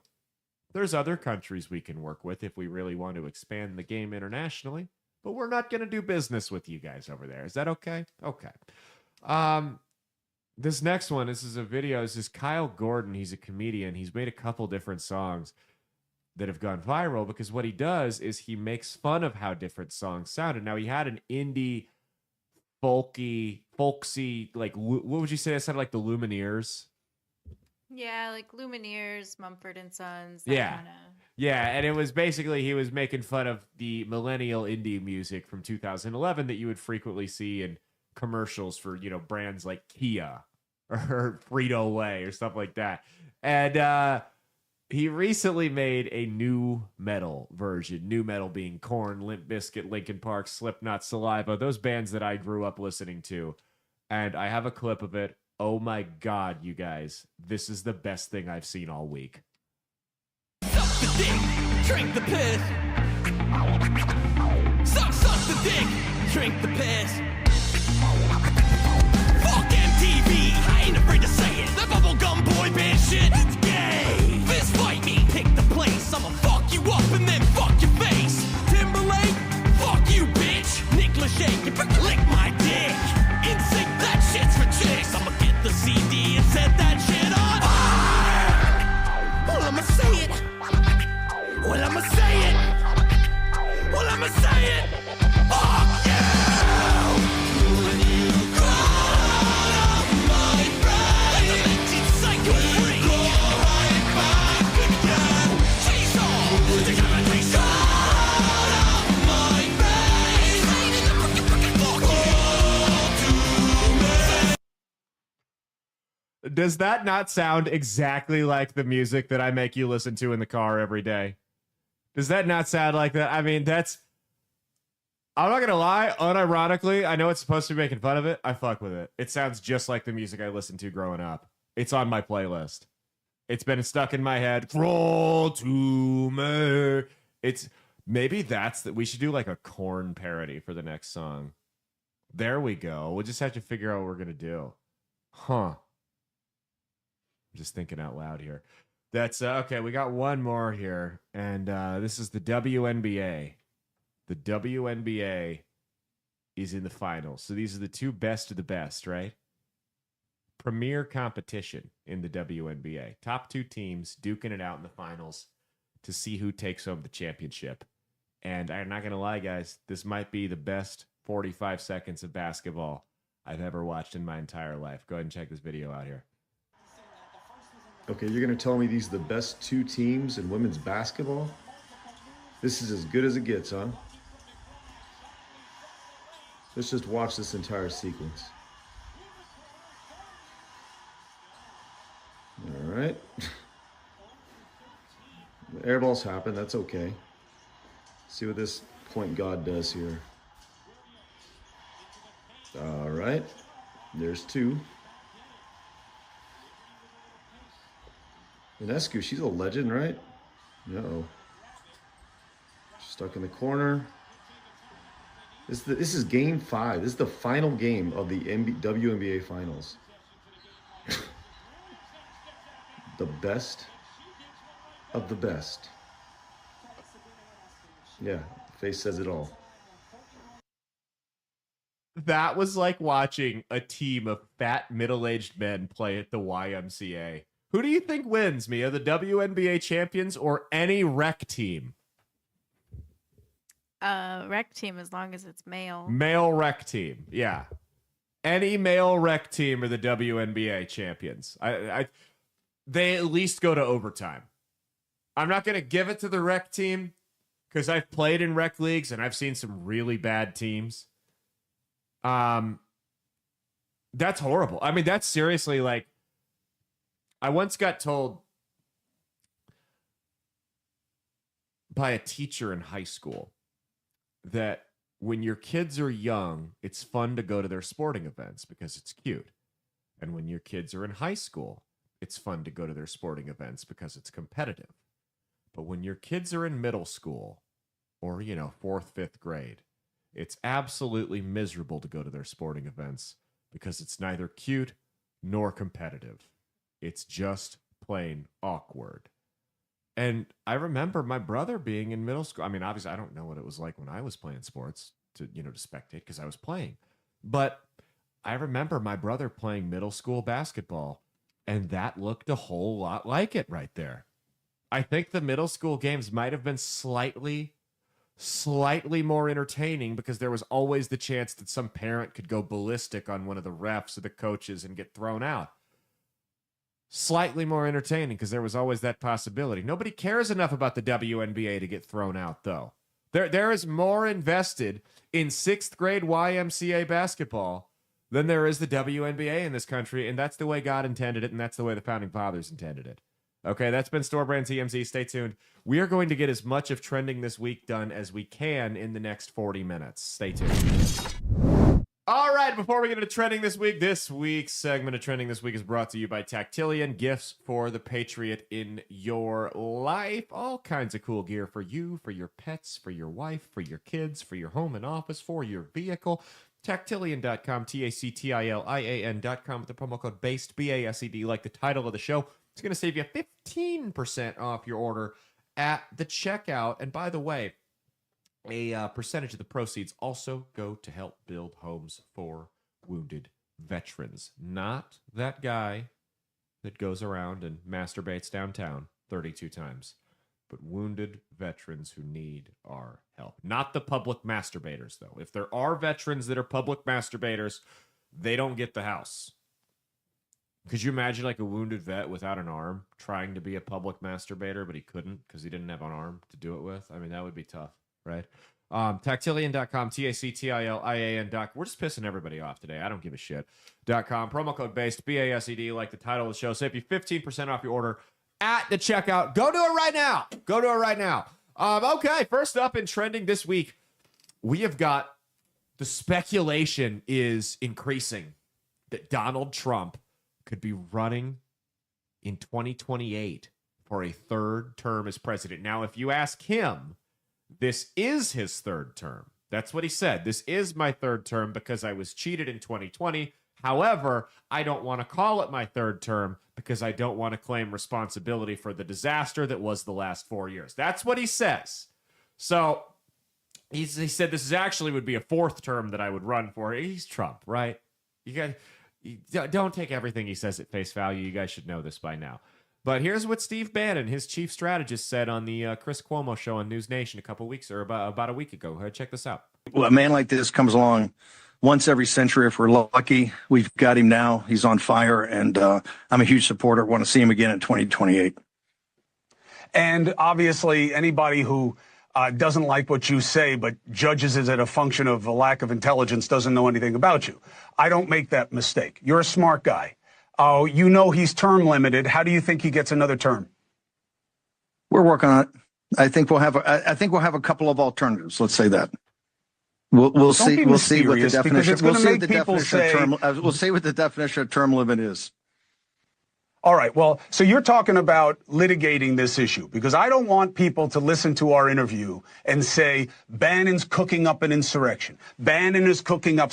You know what I mean? I want people to get a straight take on where your head is. What are you suggesting? Chris, as you know, I've had greater long shots than this. When we supported President Trump after the election, I realize you don't believe the election in 2020 is stolen. We do. We fervently believe that. When President Trump went back to Mar-a-Lago on January 20th, 2021, he was the longest of long shots to return to the White House. We said that day in our podcast and doubled down, having President Trump's back, that he was coming back not just to win the primary, he would win the White House, and we had to get organized and drive that victory and also start working on all the policies. What's called Project 2025 or the America First Policy Institute, but all those different think tanks that started putting in the policies that you're seeing today in what we call Flood the Zone or Days of Thunder or however you want to describe it. But this is many years in the making. So we've had greater long shots than Trump 2028, and we've got a lot of stuff we're working on there. We're not prepared to talk about it publicly, but in a couple of months, I think we will be. What do you think, Mia? Do you think we're going to get a third term of Trump? Do you think he'll do it? I would vote for a third term and a fourth term and fifth a term, sixth term. How old is he? He'll be the next Gene Stothert. Don't say that. Melania is still alive, guys. She has not committed suicide under very shady circumstances, to our knowledge. How old is Trump? Have you seen? I'm just curious. I mean, he's what, 78? Is that? I think I'm right. I know it's upper 70s. Yep, 78. 78. Okay. June 14th, 1946, the day that will go down as the best day in America. Best day in American history, guys. You're 78 years old. Now, 78's not particularly old, but it is when your diet for the last 20 years has primarily consisted of McDonald's. Let's get through the next 4 years, first off. Second off, Steve Bannon is a very intelligent man. The left underestimated him in 2016 and tried to paint him as this lunatic, fat slob racist, which, well, maybe the fat slob part's right, but the rest of it's not true. Steve Bannon is very intelligent. When he does this, now, what I will say on a side note, a man like this only comes around once every 100 years. To me, as a man, that feels weird to say that about anybody. Like, come on, man. Have some self-respect. Get his member out of your mouth, okay? And I say this is someone who voted for Trump twice, okay? So, when Steve Bannon says things like this, and when Donald Trump leaves things like this up for interpretation, the reason they do this is because it focuses the left's, and we'll talk about maybe this isn't the best idea after all in the next segment here, but it focuses the energy of the mainstream media and the Democrats on ridiculous things that are never going to happen. Of course, he's constitutionally limited. They're fucking with you guys. He's not actually going to run for a third term. They're messing with you. Just like when he says they're going to annex Canada and make it the 51st state. They're not going to do that. When he says Governor Trudeau, it's a negotiation tactic. He called Trudeau Governor Trudeau as a way to demean him and bully him in negotiations. He never had any intention to adopt Canada as the 51st state. It was never the goal. It's never been the goal to make Donald Trump a 3-term president. Guarantee you that's not what they're trying to do. They're playing with you. They're playing with you so the left can spend the next 4 years gearing up and getting ready to campaign against something that could never happen constitutionally, and they'll be totally blindsided by whoever the guy is in 2028. This is 8-dimensional chess. That's what this is right here. This is like when Bill Belichick used to exploit weird rules in the NFL rule book and fuck with other teams, and they have to go back and retroactively get them changed after the year ended. This is the same thing. This is the same thing. Now, I will say this might backfire, and we'll talk about this a little bit more, because the left, their base at least, maybe not independents and moderates who can see through some of this, but the base of the Democrat Party seems to get riled up by this type of rhetoric. When they call you a dictator and then you say things like this does mobilize their base. But again, they're fucking with you. They're not actually going to run for a 3rd term. I guarantee you, every time that these idiot left-wing talk shows go on the air and dedicate 20, 30, 40 minutes to discussing whether or not Donald Trump is going to run for a 3rd term and not debating economic policy, not debating foreign policy, not debating domestic and immigration policy, Donald Trump, J.D. Vance, Steve Bannon, and the whole rest of the crew are sitting in the Oval Office and laughing about it. I guarantee you that's what's going on, is they're trolling it because you are so easily distracted. You're the kid that gets distracted by the butterfly and trails off. That's what the left is. They can't stay focused on anything. You watch how quickly these people change the subject matters. Like the price of eggs is down 63%, so we're not hearing about eggs anymore. The border crossings have almost stopped. There was a home in San Diego for illegal immigrants where they were just letting illegal immigrants come and stay there for free. It closed down because they haven't had a single new arrival in weeks. They don't talk about these things because they're popular policies that are working. And it shows just the border thing shows just how negligent Biden was and how they could have fixed it overnight if they wanted to, but they didn't. They're so scatterbrained. They can't stay focused on anything. So let's keep that. Let's force them to focus on something ridiculous. Let's force them to waste their time on something ridiculous rather than coming up with spins and manipulating economic data and lying about the shape of the state of the economy. Remember, like I've been telling you guys, this is the same mainstream media and the same establishment that told you for 4 years that everything was just rosy under the Biden administration economically. They're going to tell you for the next 4 years that everything's a total disaster under the Trump economy. Some of it might not be great. Some of it might be fantastic. I don't know. But you want, just like we told you to do during the Biden economy, you need to trust your wallet. You need to trust your family's personal financial situation. You need to trust that number in your bank account. Not what the media is telling you. Are you getting more bang for your buck at the grocery store? Is your dollar going further than it was 4 years ago? That's what you need to ask. And I don't know the answer to that question. It's honestly probably too soon to tell either way. I don't know the answer to that question, but that's what you guys need to judge off of, not the hype you see on social media, because it's all, maybe it's not all lies, but it's certainly a stretch of the truth. Okay, let's go to the next one. Donald Trump called Wednesday, April 2nd, Liberation Day, as he announced tariffs all over the world. Go ahead and pull up some of these tariffs here. So he put retaliatory tariffs. These are some of the tariffs that other countries have on us, for context. And we know I'm not a huge fan of tariffs here. I'm a free market guy. I like to open up the trade and everything. But sometimes I understand, I'm a pragmatist, that tariffs are necessary to use as a negotiation tactic and a stick. Not a revenue generator like the Biden administration tried to do with them, but as a stick. Now look at this. China. Tariffs on the United States, 67%. That's 67% of anything from the United States that gets imported into China gets added on as a tax. Trump added a retaliatory tariff of 34%. European Union, 39%. Trump put a retaliatory tariff of 20%. Vietnam, 90%. If you buy something in Vietnam that was made in America, you have to pay 90% tariff on it to the Vietnamese government. And the list goes on and on. I'm not going to read everything. Cambodia, 97%. These are countries that we buy a lot of shit from, that make a bunch of money off of us, that have been fleecing us and ripping us off. Well, you can take that down now. Well, Vietnam already dropped the tariffs on the United States. American companies can do business at a significantly lower rate in Vietnam. Now, I don't know how much of a market there is in Vietnam, but knowing that there's no longer a 90% tariff, that's going to help. That'll help the GDP here. That'll help the cash flow here, and that'll inevitably make life easier here for us because there will be more jobs. There will be more money getting put back into the economy, and inevitably things will maybe even become a little bit cheaper as companies are able to make money elsewhere. That's how it works. It's a big globalized economy. And Trump's not saying we're going to keep these tariffs up forever. Now, this is a gamble. This is a gamble, and I'm not going to lie. Could hurt in some areas for a little bit. Your stock's probably going to hurt for a little bit. I already checked mine. I don't want to check them for a little bit. Let's just leave it at that. Probably going to hurt. But it's like we said, man, this is shock therapy. I keep saying that over and over again.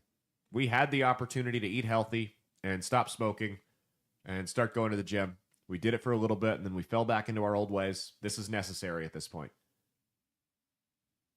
Now, while I'm not a fan of tariffs, like I said, I'm a pragmatist. While I'm not a big fan of tariffs on their own, I understand their usefulness. And I understand that we shouldn't get pushed around like this on the global scale. If other countries are going to do this to us, why on earth are we not doing it back? Why is this a one-way street where they get to bully us and we're the U.S. and, we're the world's ATM machine and they just get to do whatever they want and just fleece us like this? No, something needed to be done. This is ripping the bandage off. This is going to sting for a little bit. It's going to be tough, but it was necessary. Now, here's Doug Ford up in Canada, who'd been talking tough about how they were going to shut us down with all the tariffs and they were going to cut our energy off. His tone has seemed to change a little bit. Go ahead, check this out. Let's sit down and discuss this because it's just going to hurt American jobs. I can't stress it enough. And, again, he believes he's supporting Americans. He said he was going to create jobs, create wealth, reduce inflation. It's worked the total opposite. Inflation. But do you think it's fair that you have tariffs on a whole number of products? That's right. And we'd be willing to take those off tomorrow if he took all the tariffs off. We are not the problem, Andrew. Do you know the problem is China's. Oh, look at that. Tough guy. Gets called out of credit to MSNBC for once. Tough guy talking about, you're going to hurt American jobs, blah, blah, blah, blah, blah. But you have tariffs on them, and we'll get rid of them if they take them off us. I mean, the reality is Canada needs America a whole lot more than America needs Canada. They just do.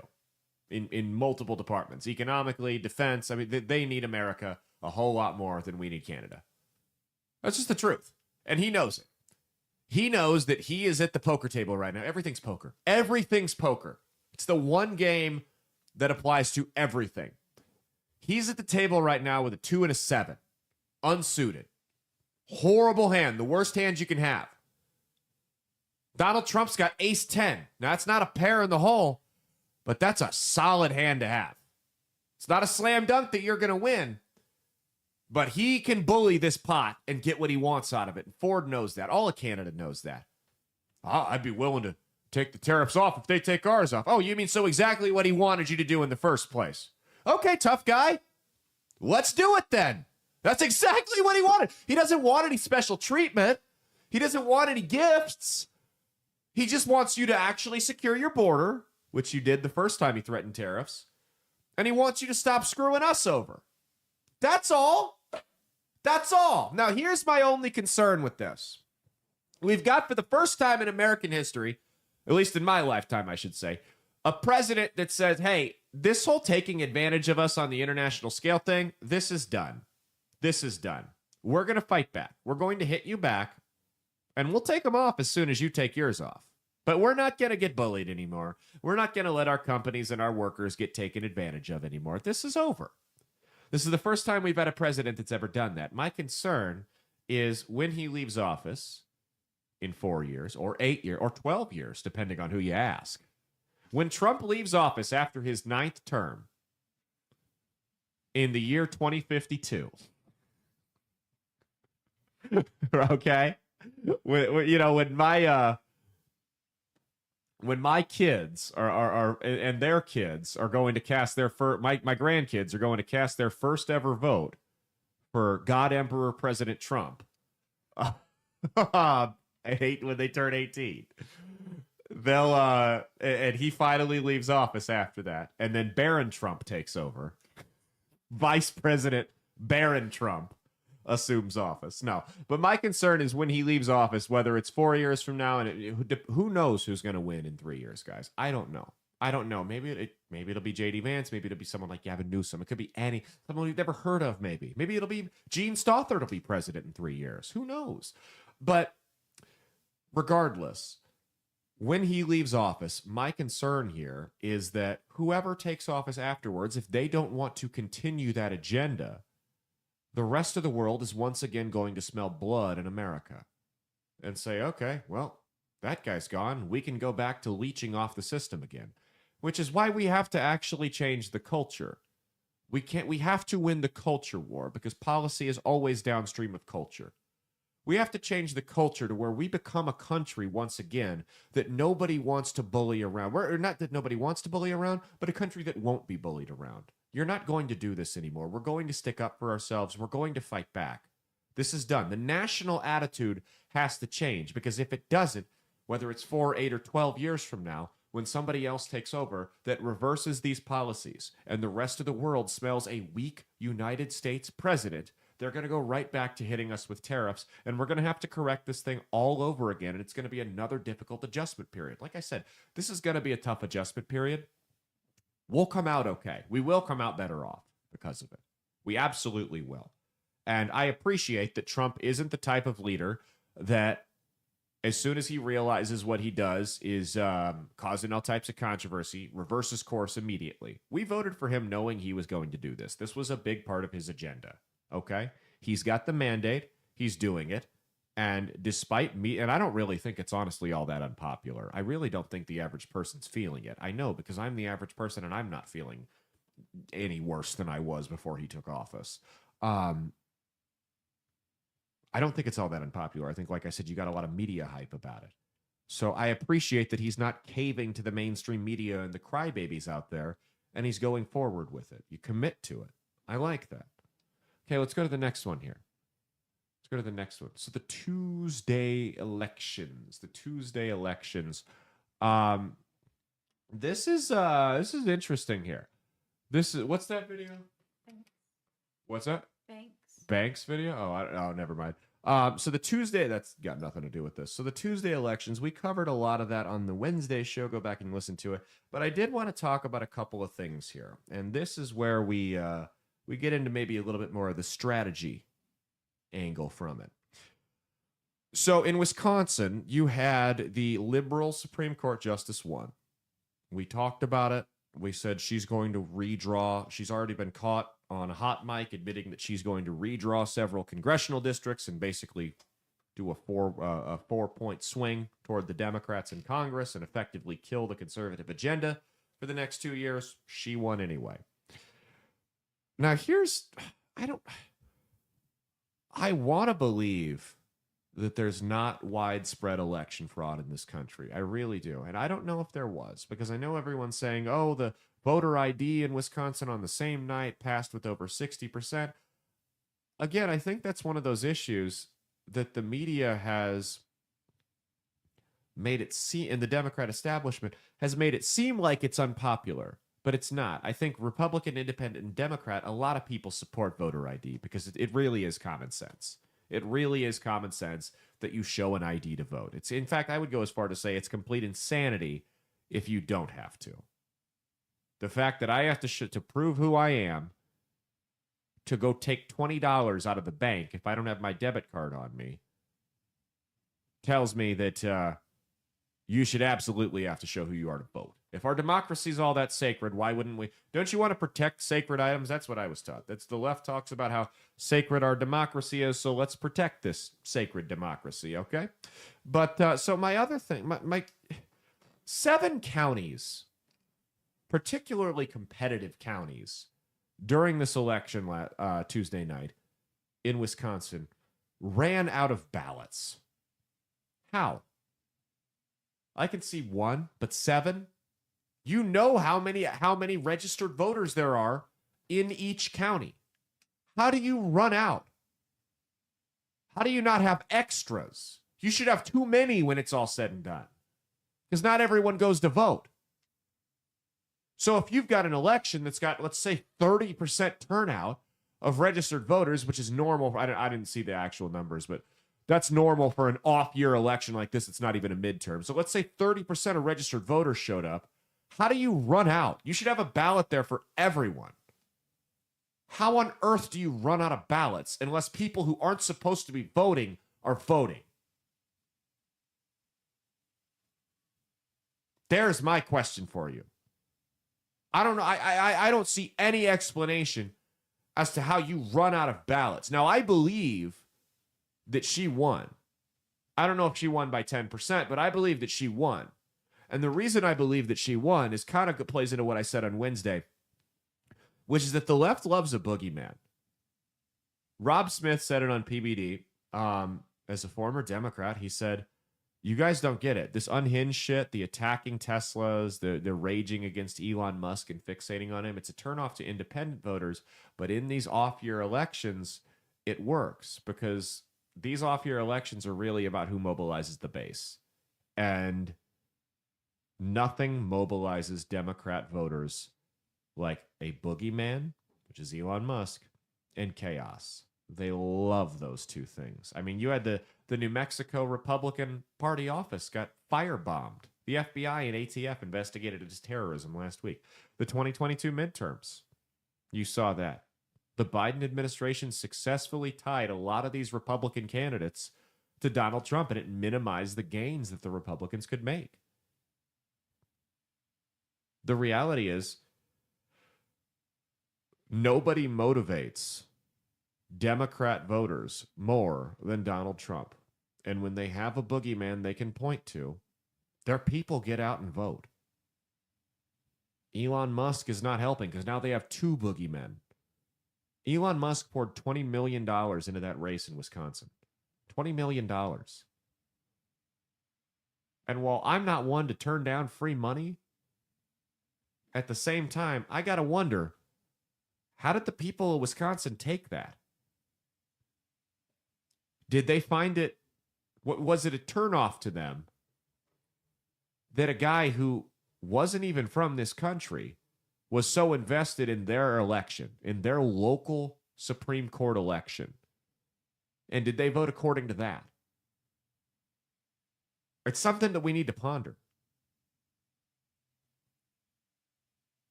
So back in 1943, the Communist Party in the U.S. issued out a directive.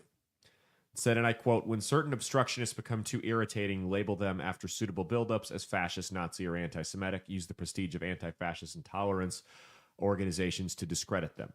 So that's what you're seeing. The Democrats are taking playbooks out of the literal Communist Party, or excuse me, plays out of the literal Communist Party playbook. That's what's happening here. They call everyone a Nazi. They call everyone a fascist. They call everyone a racist, whatever. I mean, that's where this stuff came from. Everything they do is rooted in some form of Marxism or mental illness. And that's what you're seeing.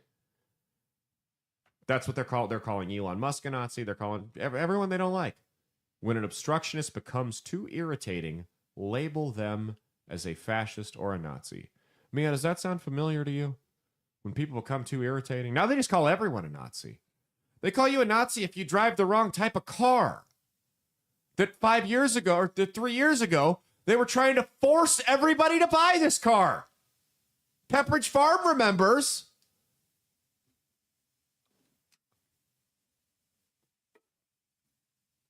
Now, on the flip side, let's talk Florida.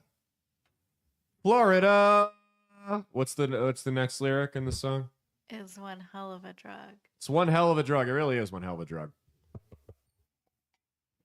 Let's talk Florida for a minute. Florida is a lost cause for the Democrats. They poured, talking about outside money, it's a two-way street, sweetheart. They poured $10 million into one congressional race, one special election in Florida. And Randy Fine, the Republican, won by over 10%. So they're done in Florida. You lost Florida by close to 20% in the presidential election. Florida's done. I mean, Florida is the new Texas. And here's their problem is Texas is not the new Florida. Texas is still, albeit a lighter shade of red, a red state. That was made abundantly clear back in November. So they've lost Florida. And Pennsylvania is trending the same way. So that's something they're going to have to look at. They're basically surrendering Florida. And what you're going to see is the red states are going to become more red and the blue states are going to become more blue. And it's really going to be 3 or 4 states that everybody's competing for. That's basically how this is going to work. You've got hordes of people that are fleeing out of these blue states or maybe even light blue states into states like Florida, into states like Texas, into states even like Arizona. And these states are going to become more red. Pennsylvania seems to be going that way. We will see what the midterms look like there. But the writing is on the wall. And honestly, you know what? That's kind of the way this country was supposed to be. That's the whole point of states' rights. And not just being one giant, like you see over countries all over Europe or Canada. The United States of America. We're united, but we're separate. That's kind of how it was always supposed to be. If you have conservative principles and you want to live in a dark red state, move to one. If you want to trans your kid, well, I personally think that should be federally illegal because I don't think child abuse should be legal anywhere. But, if you want to live in a high tax liberal state, go ahead, go do your thing over there. Where you can gay marry your cats, by all means, go do it in San Francisco. Have a wedding for your 2 cats. Your 2 tomcats. I hope they're happy together, truly. But so I don't think this is the worst thing in the world that people are hunkering down in the states. We can do a couple more here. Let's see here. Let's go to the defundings. We do the defundings. So everything is just getting slashed and burned, folks, and I love it. I've been waiting for this for a long time.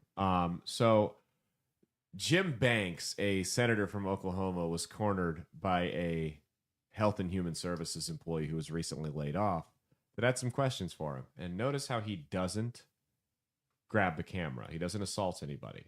This is what he does instead. Hi, I was a worker at HHS. I was fired illegally on February 14th. There are many people who are not getting social service programs, especially people with disabilities. Are you going to do anything to stop what's happening? You probably deserved it. I deserved it? You probably deserved it. I deserved it. Dude, that's wow. so rude and sad. Yeah, that's great to hear. Why did I deserve it? Because you seem like a clown. Okay, sir, you shouldn't have said that on. I love how they think they got him. Oh, you shouldn't have said that on video. No, now he's a hero. I had never heard of this guy, and now he's a hero. Now I'm like, how do I write this guy in for president in 4 years, 3 years? You shouldn't have said that. Sweetheart, you still don't get it. The same rules don't apply. The cancel culture shit doesn't work. We love it when somebody calls a spade, or in this case, a clown a clown. The days of not being able to say what's on your mind, over! Donezo! You can say whatever the hell we want. And your cancel culture crap no longer works. That's done. We don't play by those rules anymore. Now, there have been a lot of different things getting cut. Department of Education, the TSA, which I think we should cut the TSA. I think we should cut the TSA and put it a requirement that the airports have to provide their own private security that's up to a certain standard. I think it would be a hell of a lot more effective than the TSA, which fails like 80 to 90% of its audits at any given moment. And they're just mean as hell. They're all so rude, and it would just bring me joy to see those people get fired. I cry almost every time I go through TSA. Do you remember when we went through the TSA coming back from, or was it California or was it Arizona? And they pulled you over for a random search? Yes. It was when we were coming back from California. I had my like little pink bag and everything, and they pulled me Menacing. aside for a random. But then they stopped because some Asian came along. Well, there was some Asian that couldn't speak English and was confused by the bag checking machine, and he held up the line for so long they told you you can just go. So these are the people that are keeping our skies safe, right? These are the people. It was because of a water bottle. He couldn't understand that he had to like dump the water out. That's what it was. Yeah. So these are the people that are keeping our skies safe. All it takes is one guy who doesn't speak very good English that's confused by a water bottle, and the plane's going down. Next thing you know, like that's Like I could have had a bomb in my bag, and they just tossed me aside because some guy couldn't figure out how to toss out a water bottle. they didn't. Yeah, I mean that's fucking idiots.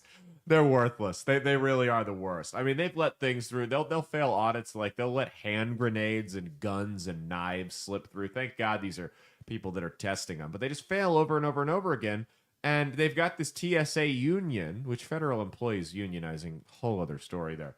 But they've got this TSA union that makes it so they can't be held accountable. So nothing ever happens. These people fail at a tremendous rate. I mean, guys, if police officers shot unarmed black people at the rate that the TSA fails its audits, there would be a legitimate case for defunding them entirely.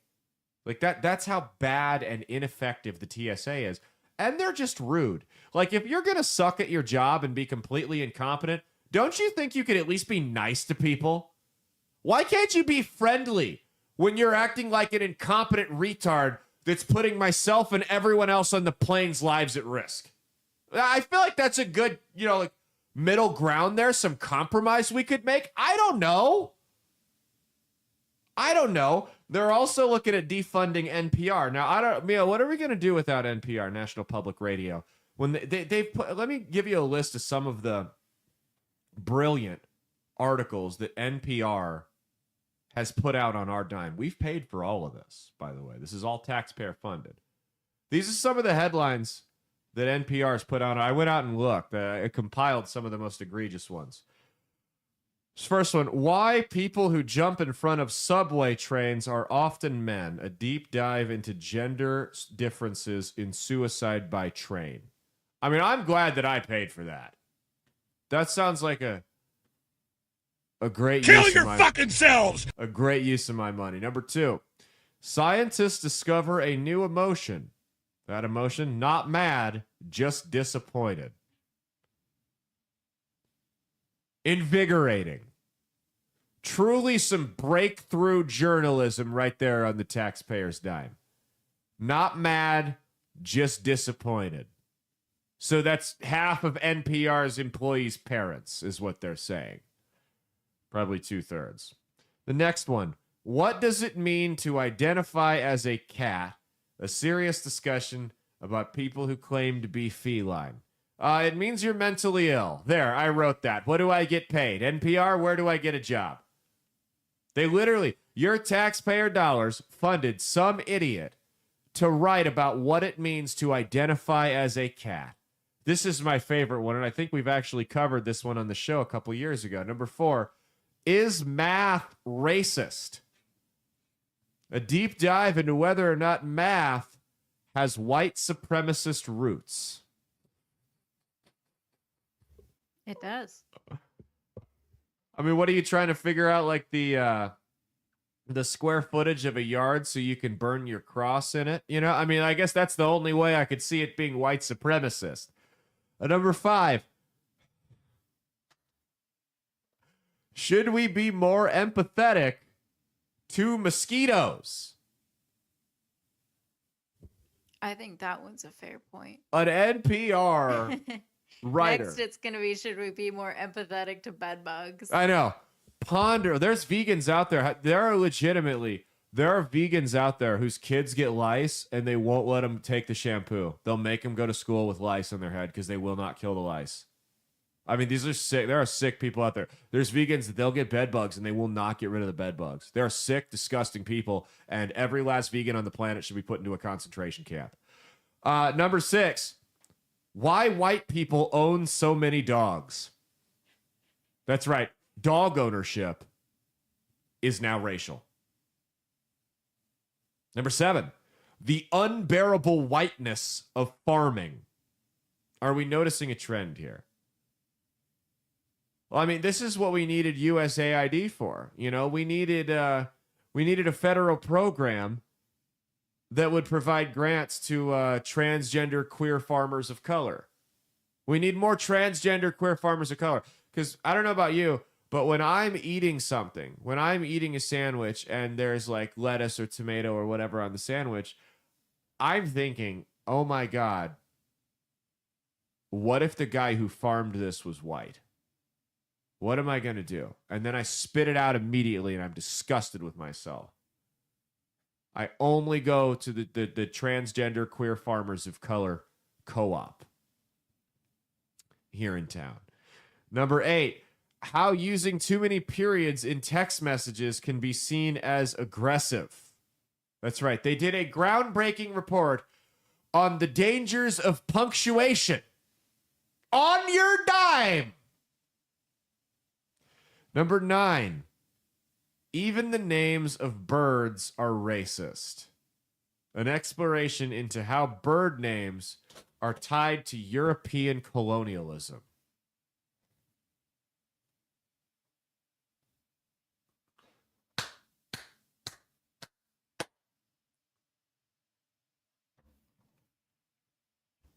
Want some more? I got one more. This is my favorite one. You know, a former Nebraska football coach might be really disturbed about this one. This one might change his opinion and how he votes. Number 10, the final one. The climate crisis is coming for your margarita. A warning that climate change will ruin the world's tequila supply. Breakthrough journalism.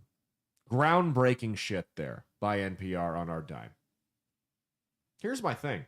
If you want to write this crap, go ahead.